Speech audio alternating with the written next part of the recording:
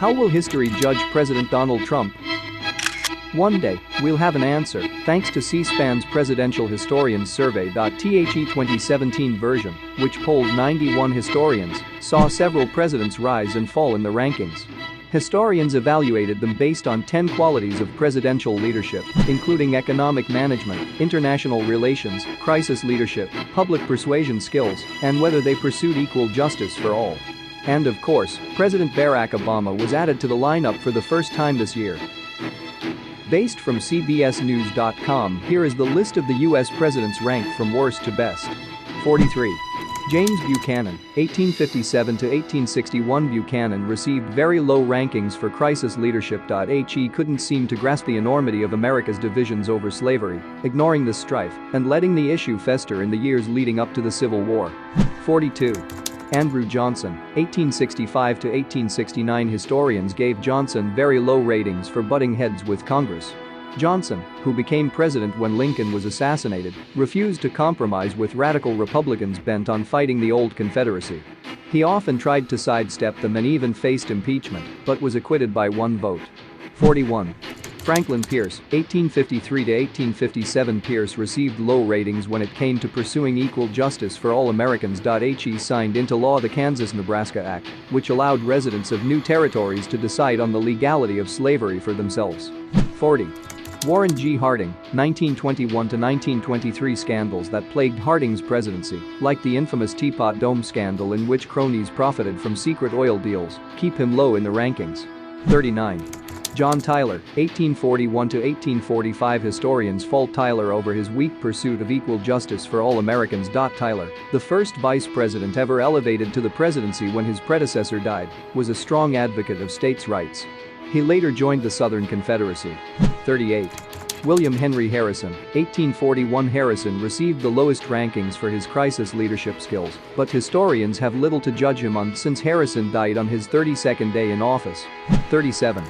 Millard Fillmore, 1850 to 1853. Historians fault Fillmore for signing the Fugitive Slave Act, which required that escaped slaves be returned to their masters.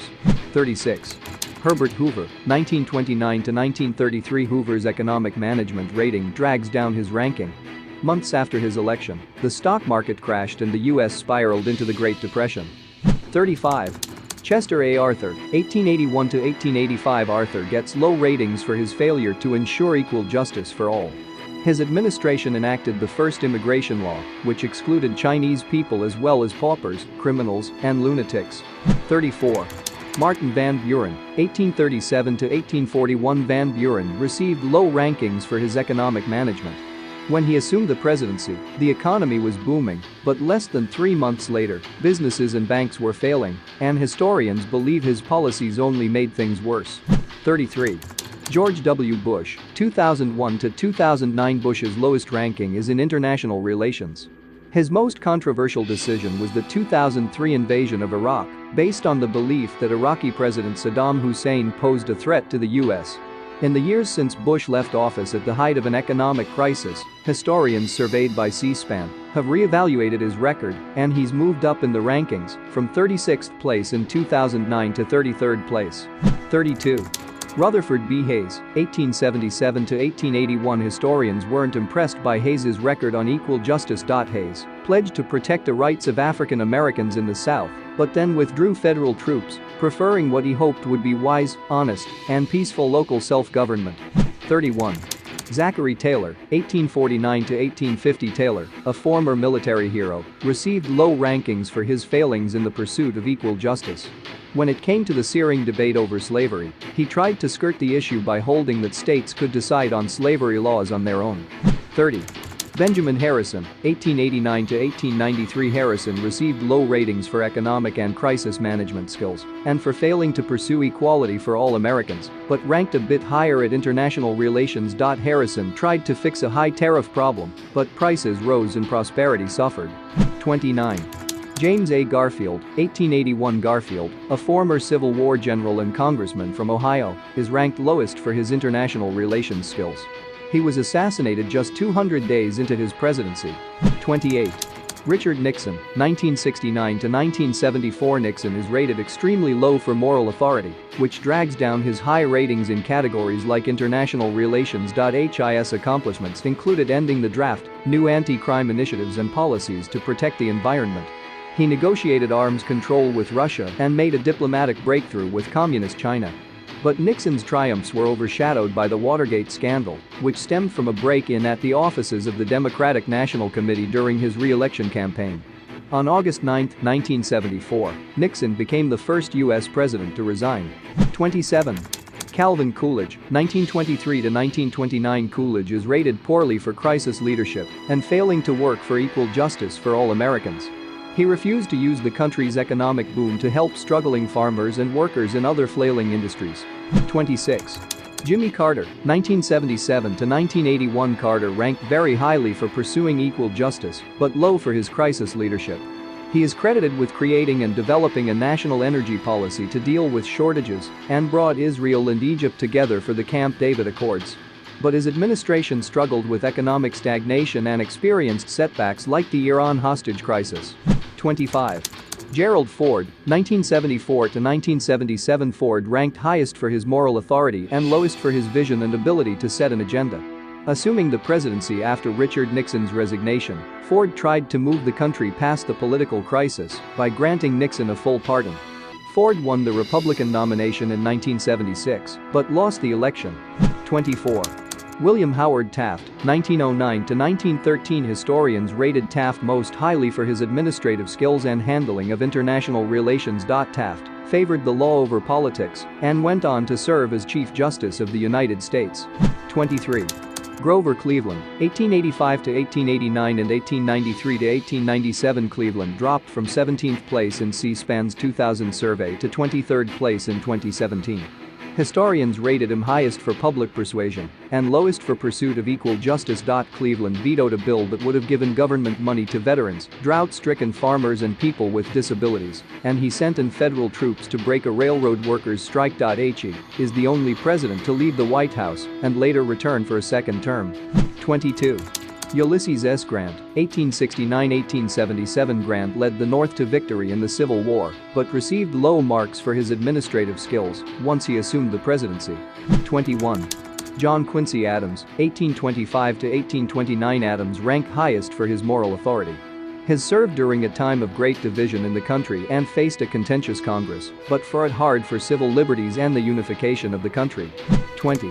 George H.W. Bush, 1989 to 1993. Historians gave high ratings to Bush for his handling of international relations. Bush guided the country through the end of the Cold War and led a coalition to liberate Kuwait after Saddam Hussein's invasion. 19. John Adams, 1797 to 1801. Adams ranked the highest for his moral authority and handling of international relations. Despite growing hostilities with France, Adams never called for war and worked through negotiations to bring about a peace deal. 18. Andrew Jackson, 1829 to 1837. Historians rate Jackson highly for his public persuasion abilities. He waged a political battle against the Second Bank of the United States, a private company which operated as virtually a government-sponsored monopoly. The American electorate largely supported Jackson's views and handed him a huge electoral victory for his second term. 17. James Madison, 1809 to 1817. Madison ranked highest for his moral authority. He declared war against Great Britain in 1812. Americans considered the war a success, leading to a period of soaring nationalism. 16. William McKinley, 1897 to 1901. Historians give McKinley high marks for his public persuasion abilities. He enacted the highest protective tariff in history, and under his leadership, America experienced an industrial boom.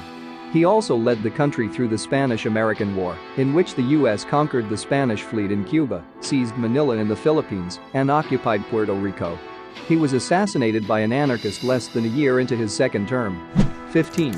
Bill Clinton, 1993 to 2001. Clinton's ranking jumped from 21st place to 15th place in the C-SPAN Historians Survey between 2000 and 2017. His highest rating is in public persuasion. The first baby boomer president, Clinton was the first Democrat since Franklin D. Roosevelt to win a second term and, among other achievements, proposed the first balanced budget in decades and reached a budget surplus. In his second term he faced impeachment over his liaison with a White House intern, but was acquitted by the Senate. 14. James K. Polk, 1845 to 1849. Polk ranked highest for his vision and agenda-setting abilities. Under Polk's leadership, the U.S. acquired more than 800,000 square miles of western land, extending its boundary to the Pacific Ocean. 13. James Monroe, 1817-1825. Historians commended Monroe most for his skillful international relations. He established the Monroe Doctrine, which warned European nations not to colonize or interfere with the Western Hemisphere. 12.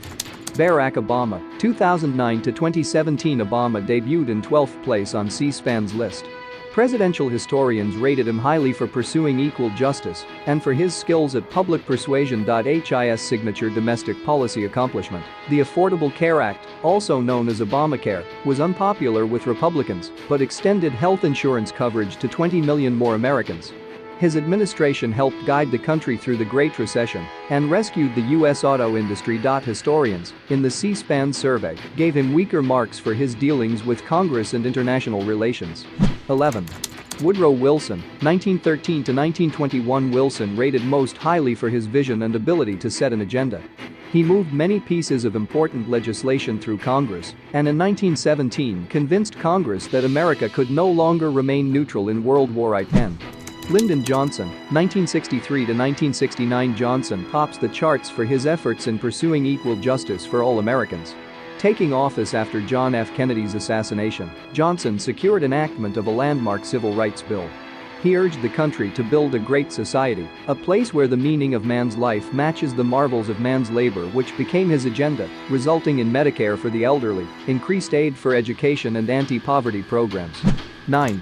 Ronald Reagan, 1981 to 1989. Reagan's ranking in the C-SPAN survey has risen consistently since 2000, largely due to more positive views of his economic management and crisis leadership. He also scored extremely highly for public persuasion skills and setting the national agenda. By working with Congress, Reagan was able to pass legislation that sped economic growth and strengthened national defense, advancing his vision of peace through strength in the years leading up to the end of the Cold War. 8. John F. Kennedy, 1961 to 1963. Historians credit Kennedy most for his skills in public persuasion and his vision. He also rates well for crisis management and handling international relations. He stood up to the Soviets and successfully defused the Cuban Missile Crisis, vowed to put a man on the moon, and pushed for progress on civil rights. He was assassinated after barely 1,000 days in office. 7. Thomas Jefferson, 1801-1809. Jefferson was ranked highest for his vision and agenda setting.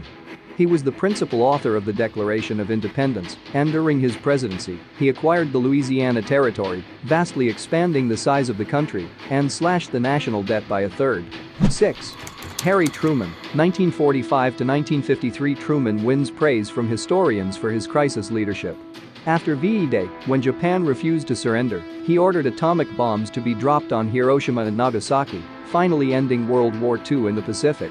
Shortly thereafter, Truman watched the signing of the Charter of the United Nations, established to preserve peace.